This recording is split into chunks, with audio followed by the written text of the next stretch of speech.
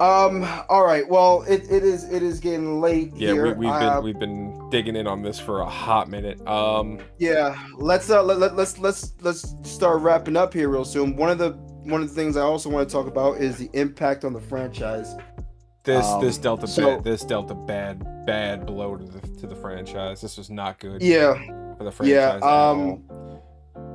The ending of the game where you have to find the secret shit, right? These secret coins or some shit, That pissed me and off. then you get this ending cutscene of these ghostly creatures. It seems like that are like have been whispering in the air. First off, it seems like the fucking arbiters of fate from Final Fantasy VII. I'm not gonna lie to you.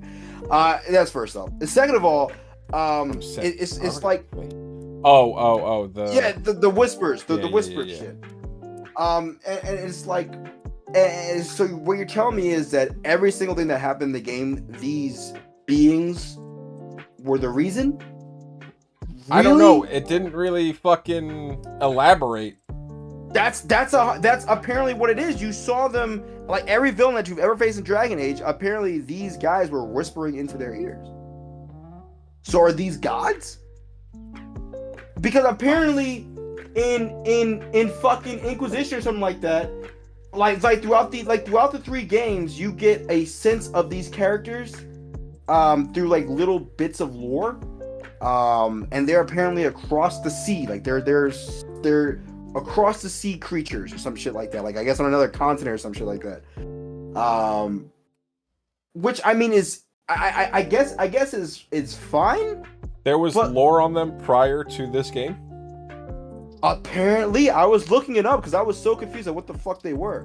Apparently, there was like little piece of lore that if you found throughout the game, throughout the other games, they would be mentioned.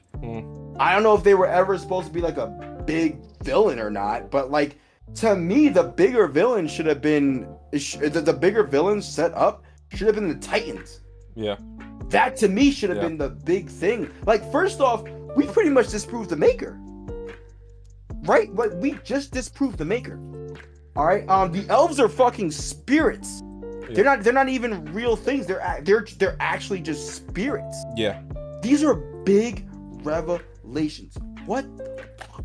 And it was all just kind of like brushed over. It's just Right. Yeah, no, wow, elves are spirits. That's cool. Let's keep going. I want some coffee. Right. Exactly.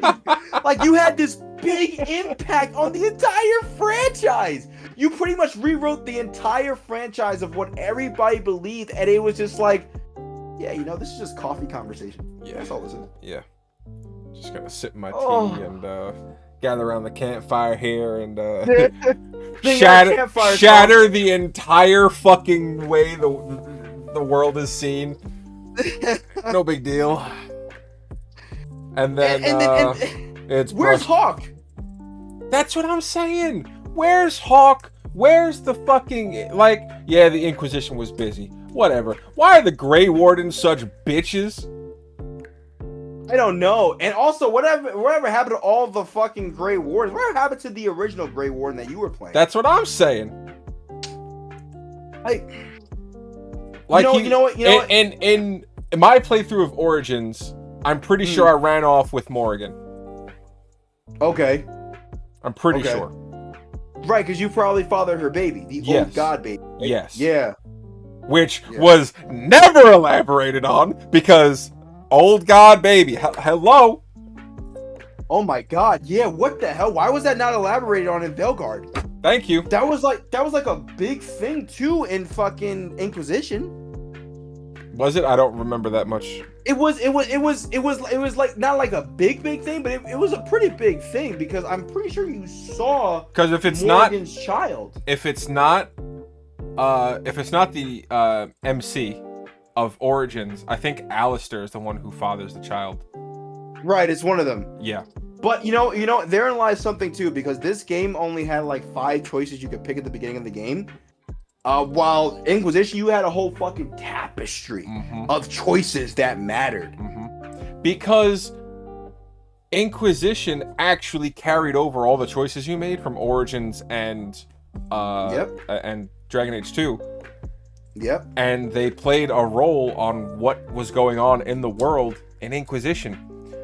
If you chose Alistair to be the king of wherever the fuck he was the king of, he shows up as the king of wherever the fuck he was supposed to be the king of. Yeah, he does. Yep, he does. Yep. It's like all those choices from the past games mattered, and that made things feel really, really impactful. And you didn't feel a single lick of that in Veilguard. Not a single lick. I think on my first playthrough of Veilguard, I was just really wanting to really see like I was enjoying the game to an extent, mostly because I really wanted to see the impact of a lot of things, and that just never happened, and I was really upset by the end. Yeah. Everything just fell flat on its face. Yeah. Nothing went anywhere. And I just don't understand. BioWare made two of the greatest fucking game franchises ever. I mean, first off, Mass Effect. Mass Effect is probably the greatest sci-fi story of any medium. It is fucking incredible. Better than Halo. Oh yeah. I never thought I'd actually get to admit it, guys. Holy shit. Hold on, I'm clipping this. Oh, fuck, you're right. Listen. Halo 3 is my favorite game, but I mean, I'm not gonna just sit here and say, oh no, the Halo story is way fucking better than Mass Effect. That'd be crazy. No. it's an amazing story. Halo's an amazing story, obviously.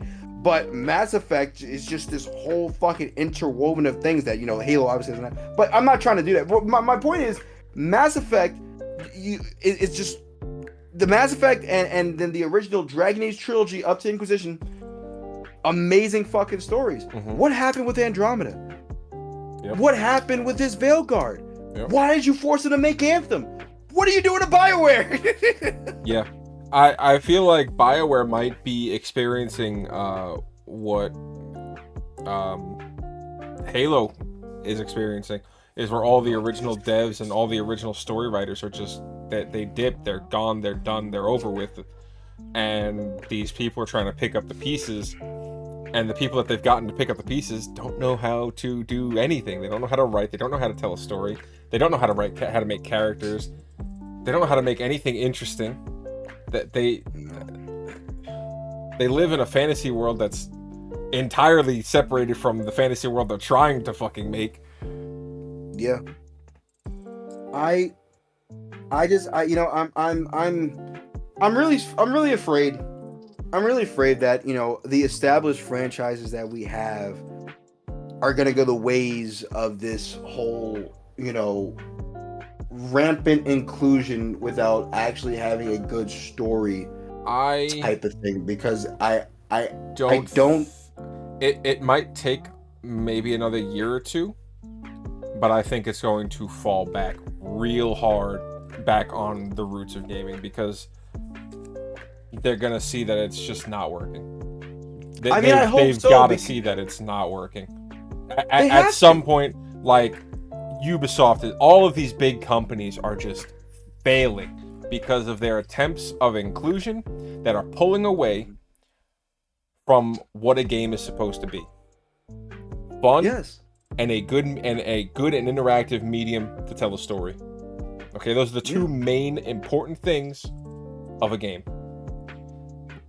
Like, why can't you make, you need to take your cues from Baldur's Gate 3, from Final Fantasy 16, from God of War. It really bothers me that we can have a game like Baldur's Gate 3 from a AA studio, but we can't get that out of, we can't get what we should have gotten, because they have done it in the past with Origins, Dragon Age 2, and Inquisition. They've done it already.